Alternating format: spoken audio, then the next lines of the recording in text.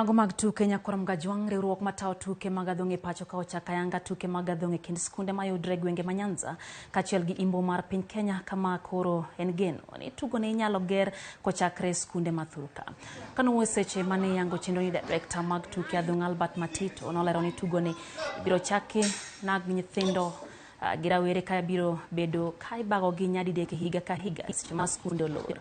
Kidieny mar nyithindo biro bede kind higni 15 nyaka 16 kamago mag rawere biro bede kind higni 17 gi 18.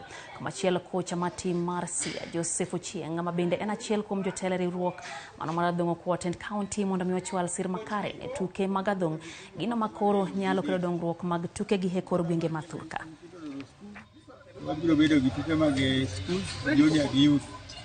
Wabiro wuotho e counties ma koni abiriyo gote watero tuke. En mana ni shida mantie, en mana ni kaka wanyalo loso tim ma Siaya ni obed motegno gi financial nikech pesa onge to talent nitie.